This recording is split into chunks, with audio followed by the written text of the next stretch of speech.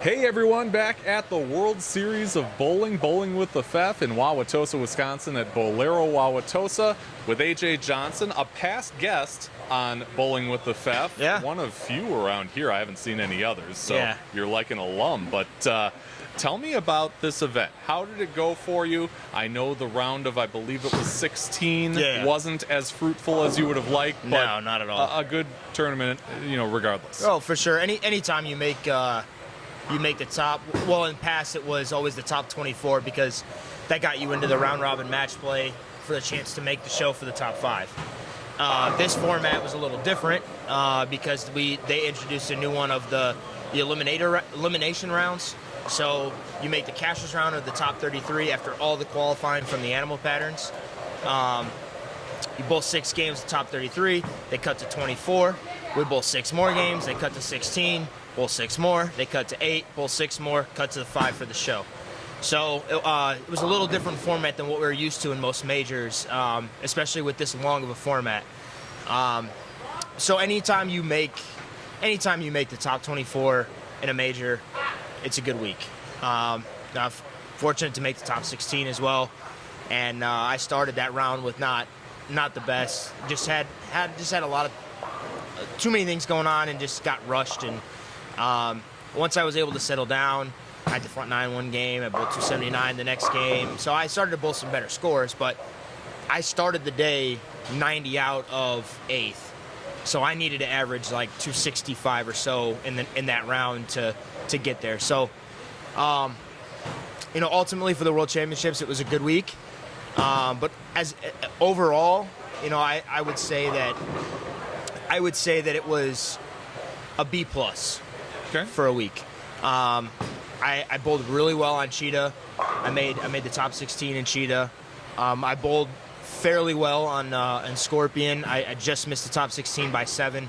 I was first out, and then I didn't have the greatest of look in the last block of Shark, so I didn't bowl really good on that one. So that's kind of why I gave it the B+. Yeah. But still, it's still been a really good week. Another really good showing in a major. I love the majors. Being that I don't have one yet, like that's what I get myself ready for, because that's what we want to win the most. Yeah. Obviously, we want to win as many times as we can. We want to win as many tournaments as we can, but the majors are the big ones. Those are the good ones. So yeah, another good week at a major. I got another opportunity come Monday in the Cheetah match play to get to the TV show and hopefully get my first win. You talk about majors. You were awfully close earlier this season. Tell me about that show. What happened from your perspective, and what do you take from that going forward?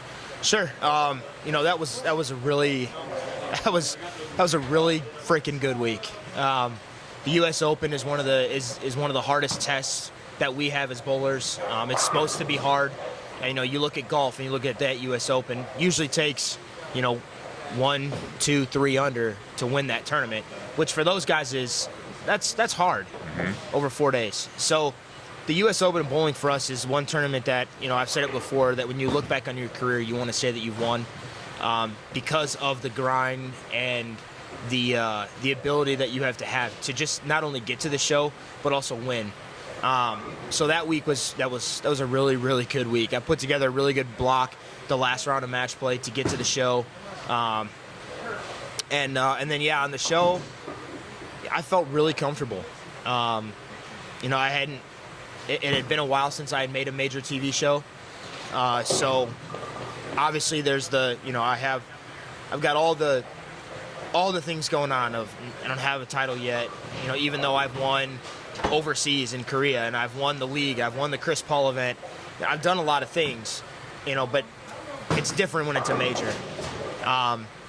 So I had all that, and I had my family there, friends. Like I felt really comfortable, and I was one hit away from moving on, and I really do think that if I got out of the first match and I moved on, I really think that the look that I had would have been there, and I would have had a better look than the other 2 guys going forward, and potentially could have won the title. But One hit, it's in a one-game match. That's sometimes what it can come down to. But going forward, I mean, it just gives me a lot of confidence and has given me a lot of confidence that this year's gone really well so far. It's been going well. Obviously, it can always be better. But I've had one of the best starts to the year. I made the first 2 shows of the year. Bowling really good in the majors. This is one of the big weeks of bowling that we have. Bowled really good here at the World Series. So it's just giving me a lot of confidence going forward. With 2 Storm Cup events left and another major, the Masters. Anything can happen, and I just need to keep progressing with a lot of the things that I've been doing right, and let the pins fall where they're going to fall. Yeah. Back to the U.S. Open, much is made of the conditions that you guys face in the U.S. Open. Yeah. Are those shots the toughest of the tough, or are there tougher shots on tour than that? I'd like to say, over time in history of the U.S. Open, that's always been the hardest test of bowling. Because you're bowling, up until the TV show, you bowl 56 games on these patterns. And now we bowl on 4 different ones if you make it into the cut for the cashier's round before match play. So yeah, I would say that the U.S. Open is probably by far some of the hardest patterns that we'll ever see. Now, you throw in the other variables of different centers, the topography of those centers, even when we're bowling on the patterns that even we bowl on the World Series. Those variables can make what we bowl on a lot tougher than what people really understand and what people can see. But yeah, I mean, we bowled on a pattern that I don't think we've ever seen one as hard. We bowled on 37 feet flat the second day of the U.S. Open. And fortunately, that was my best block. Everything just clicked. Everything went the right way. My shot making was really good that day. My spare game was spot on that day, and I bowled 220 over on a pattern that guys couldn't get to 100 over. So, that just goes along with going forward with things that I've been doing well and things that I worked on prior to the start of the season. That things are going really well. I've been bowling really well. I just need some breaks to go my way, that's for sure. Yeah, for sure. So this past week, and again, we're taping this on a Saturday, I had a guy on the show named Jeff DeMorest. He is the creator of TournamentBowl.com. You might have heard of it. Okay. It's a free website where tournament directors can get all the scores in one place, all that stuff. I asked him, what question would you ask the pros if you had this microphone in the pros' face? And he said he was interested in the life on tour. Sure. What's it like? How do you cope? Or is it something you don't have to cope? It's so enjoyable that you just kind of ride the wave. What's it like for you to have this lifestyle of being on the road during these long stretches of back-to-back events? Yeah, we get asked that a lot because of the grind that we go through, and being a professional bowler sometimes isn't always rainbows and sunshine. There's a lot of other stuff that we have to deal with, because we wish it was like professional golf, and there'd be a lot of things we didn't have to worry about if it was like that. That's for sure. But I think it's different depending on the age of the guys that you ask. The different generations. Guys that have been out here for a while, they're doing it. They have routines. They know they've been doing it for a very long time. At the same time, they also are at that stage in their life where they have families, wives, kids, everything like that. That they also have to take care of and be mindful of while they're gone. And it's not always easy. For me, it's a little easier. Being that I live by myself and I have family and significant other, and it does make it tough because you do want to see them as often as you can. But at the same time, they also understand what you do for a living. They know that we're gone for certain periods of time, but that also means that the times that we get to be home, our schedules are pretty free and are pretty flexible to be able to do a lot of things with anyone that we want to, family, significant others, all that good stuff. But as far as traveling, I don't mind it. And I've gotten to go to a lot of really cool places, gotten to do a lot of cool things, meet a lot of cool people because of bowling. And I don't know that I would have ever gotten that opportunity had it not been for bowling, had I not been able to make it to where I am now with bowling. But we try to, at the same, and along with all that, we try to make it fun. The guys that we hang out with, the guys we room with. Sometimes it can get a little redundant and get taxing on you, but when we go places where the weather's nice, we like to play golf.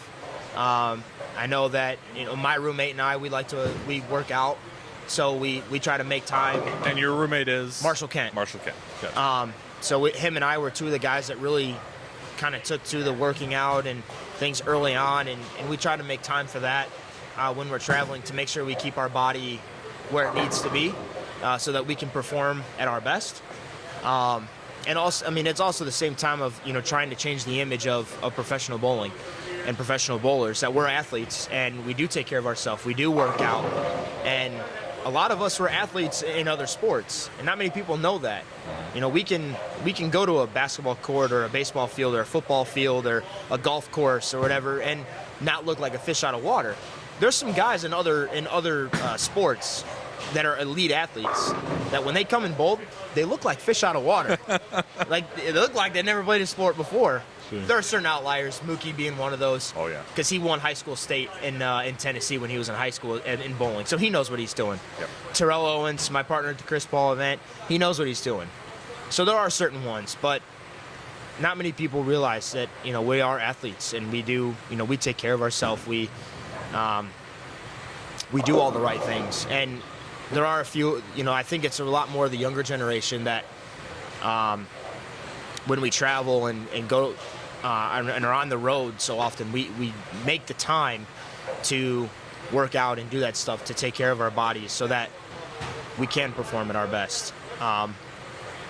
So anywhere that we travel, we try to find those opportunities. And then also the opportunities of being able to get away from the bowling center and the bowling and be able to relax and unwind a little bit. Everyone has their own way of doing that. I, being the jersey that I have on, I like bourbon, I like whiskey, so a glass of Jack Daniels, hey, that's fine with me. Mm-hmm. You have to be able to kind of let yourself relax, unwind, and take yourself away from bowling, because we're in the center a lot, we're throwing shots a lot, so we need to get away from it for a while. And I think that's also why we like to go play golf. It gets us outside, gets us moving. We get away from bowling and get our mind on something else. And a lot of it's just being able to relax outside and just enjoy the time on the golf course. But we all compete against one another when we do play, and we do get mad when we don't play very well. But we enjoy the time that we spend with not only one another but outside and away from the bowling.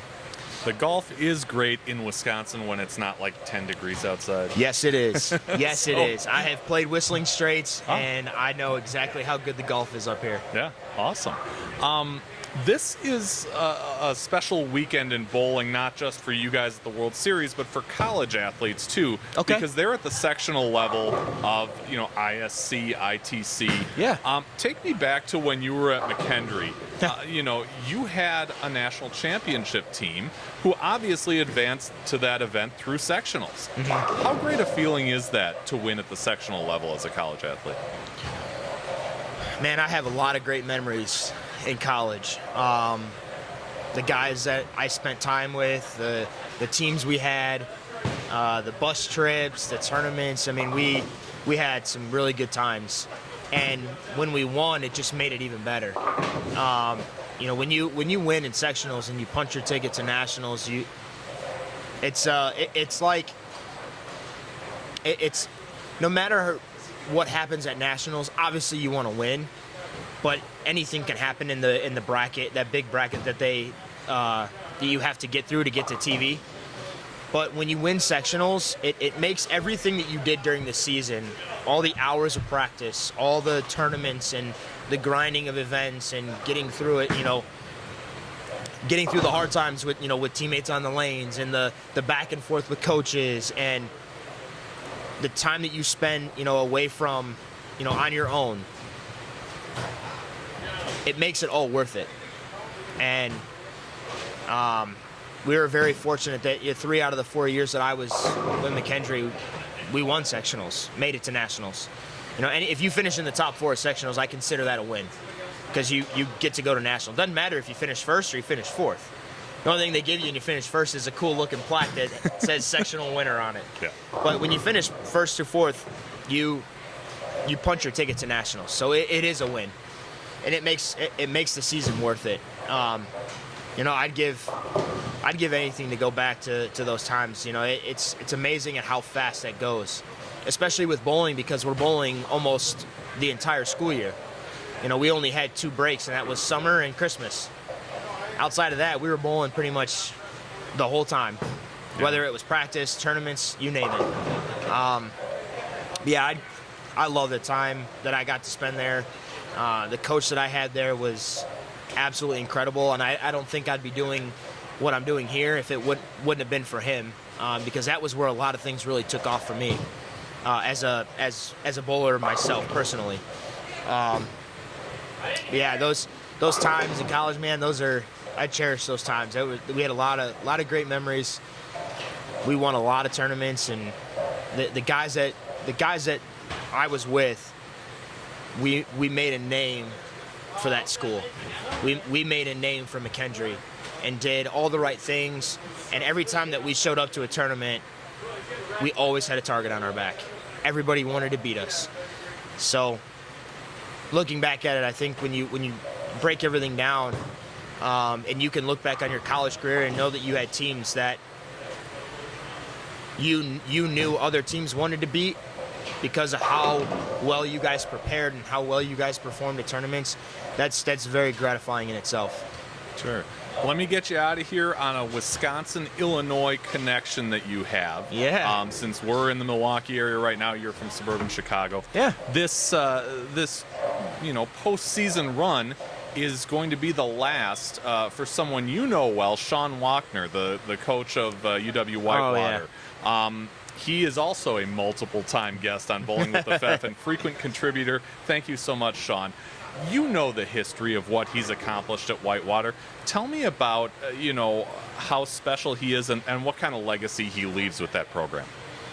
Yeah, Sean's done a lot of great things with that program, given the limited resources that he's had with that program. There's a lot of schools and universities that have had a lot more given to them, and the ability to do a lot more things with the resources that they've had. And Sean has taken a program and put it on the map with the limited resources and the athletes having to, more or less pay their way for a lot of the events and a lot of things that they do. And he keeps getting kids that want to go and bowl there because he gets teams to work well together. And it shows in the awards that he's won, the tournaments that he's ran, being a college coach. I mean, I can't imagine what, having to run an event and then also coach the team at your event. He has that ability to be able to do all that stuff. And I've gotten to know Sean really well because he spent some time down by where I live. We've bowled league together, joke around, have a couple of drinks together all the time. And it speaks for itself with what he's been able to do with that program, and put a team on the map, given what, the limited resources that they had at that school. And it was pretty cool that just recently Whitewater became a part of the Motive family. And Sean actually talked to me very extensively about the bowling balls and about how the team operates and how the owners are and how well that they take care of us as players and how well they take care of everyone that's a part of the Motive family. And the more conversations we had, I could see the genuine side of him wanting to have that and be a part of something like that, because that's what he's made his program be. So it's pretty cool, and I hope they continue that. I hope that they continue the things that he started there, because it was really great to see, even when I was in school and even being removed from it, all the things that he did at Whitewater. And every kid that's left there has left there with, not only being a better bowler, better player, but they're a better person because they've spent time around him and learned from him. And the word I'm looking for, the cohesiveness that they had as teams, and it was all the things that Sean did well. Yeah, for sure. AJ Johnson, thank you so much for the time. Really appreciate you coming on again, and always great to see you, either remote or in person finally. So absolutely. Best of luck the rest of the way here. Thank you very much. Always a pleasure getting to talk and being able to promote bowling the way it should be.